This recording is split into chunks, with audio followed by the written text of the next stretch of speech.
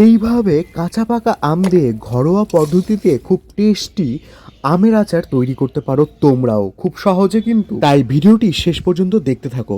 কাঁচা টক আমের আচার আমরা অনেকেই খেয়েছি, আজ না হয় একটু আলাদা অর্ধেক পাকা আমের আচার খাবো। প্রথমে এই আমগুলো ভালো করে ধুয়ে তাকে পিস পিস করে কেটে নেওয়া হলো। আর দেখো পিসগুলো ঠিক এরকমই হবে।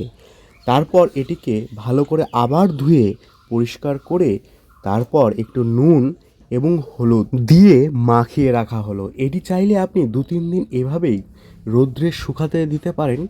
যেহেতু আমার হাতে অতটা সময় ছিল না, তাই আমি মোটামুটি 24 ঘন্টার মতো এটিকে মাখিয়ে রেখেছিলাম এবং রৌদ্রে দিয়ে রেখেছিলাম। আর এই দেখো বন্ধুরা, এইভাবে ঠিক রৌদ্রে রেখেছিলাম যাতে ভালো করে এর ভিতর হলুদ লবণ যায়। ঠিক 24 ঘন্টা পর আচার রান্নার জন্য প্রস্তুত করা হচ্ছে সমস্ত কিছু। এই দেখো বসে গিয়েছে, এটি কিন্তু পুরোটাই কিন্তু মাটির উনুনে রান্না হবে যাতে টেস্ট বহুগুণে বেড়ে যায়। ভিডিওটি শেষ পর্যন্ত দেখতে থাকো।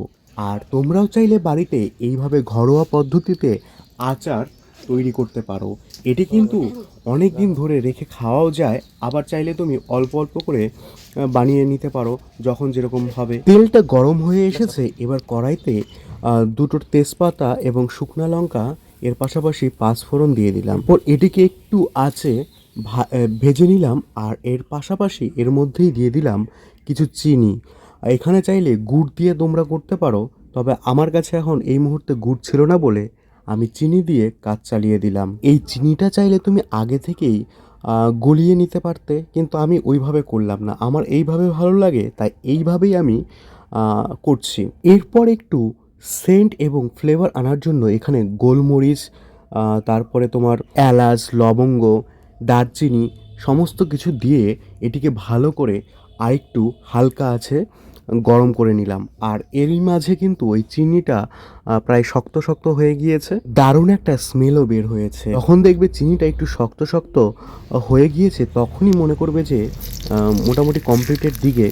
এরপর সেই কাঁচা আম যেটি শুকাতে দিয়েছিলাম সেগুলো ওই তেলের মধ্যে ছেড়ে দিবে। তারপর হালকা আছে একটু নেড়ে চেড়ে দিবে বা ঢেকে দিবে। আর সাথে একটু নুন একটু হলুদ যদি দিতে চাও সেটা দিয়ে দিবে। তো এইভাবে মোটামুটি ধরো 2-1 মিনিট নাড়াচাড়া করলে দেখবে যে চিনিটা একদম গলে গিয়েছে। আর এভাবে যদি তোমরা রান্না করো তাহলে কিন্তু এই আচার অনেক দিন যাবৎ রেখে তোমরা খেতে পারবে যখন মন চাইবে তখন। আর এটার থেকে যে তেল উঠবে সেটা দিয়ে মুড়ি মাখা খুবই টেস্টি লাগে। তো যাই হোক, দেখো প্রায় শেষের দিকে কিন্তু হয়ে আসছে। এরকম আমি আরও 2-1 মিনিট রাখবো। আর এখানে একটু ঝাল এবং টেস্টের জন্য আমি কাঁচা লঙ্কা মাঝখান থেকে কেটে দিয়ে দিব। তোমরা চাইলে তোমাদের পরিমাণ মতো সেটি দিতে পারো। এরকম আরও 1-1.5 মিনিট মতো আমি এই হালকা আছে ভালো করে নেড়ে চেড়ে নিব, যাতে ওই তেল ভাবটা যেন না থাকে। আর পাশাপাশি ওই মশলাগুলো যেন ওই আমের ভিতরে ঠিকঠাক মতো যায়। যদিও আমার এখানে পরিমাণে আম খুবই কম, তারপরেও এই দেখো প্রায় হয়ে এসেছে। তো আমি নামানোর আগে আমি কিছু সিক্রেট মশলা এখানে অ্যাড করব। তার মধ্যে একটি জিরে বাটা অন্যতম, বা জিরের গুঁড়ো। তো সেটি দিলে পারে এই আচারটার টেস্ট বহুগুণে বেড়ে যায় এবং হালকা একটা আলাদা স্মেল যুক্ত করে।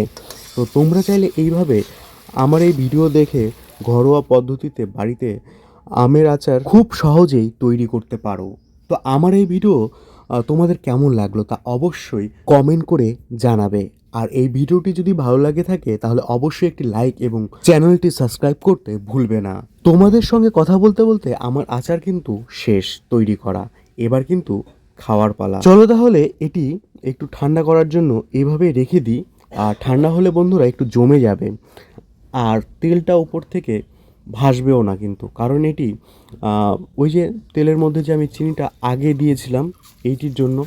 আর এই দেখো একদম কিন্তু কমপ্লিট। এবার একটু টেস্ট করেও দেখব যে আদৌ কেমন হলো। এই রেসিপিটাকে ফলো করে তোমরা যদি বাড়িতে ঘরোয়া পদ্ধতিতে খুব সহজে এভাবে কিন্তু আচার তৈরি করতে পারো আমের। আর এই দেখো কতটা সুন্দর কালার এসেছে, আর দেখে কিন্তু জিভে জল চলে এসছে। তো চলো একটু টেস্ট করি। বেশিক্ষণ অপেক্ষা করাও যাচ্ছে না। খেতে তো অসম্ভব সুন্দর এবং টেস্ট হয়েছে। তো তোমরা চাইলে কিন্তু এভাবে তৈরি করে দেখতেই পারো। আমার কাছে কিন্তু এর টেস্ট অসম্ভব লেগেছে। আজকের মতো এই ভিডিও এই পর্যন্তই। ভালো থাকবেন, সুস্থ থাকবেন। দেখা হবে আবার নতুন কোনো ভিডিওতে।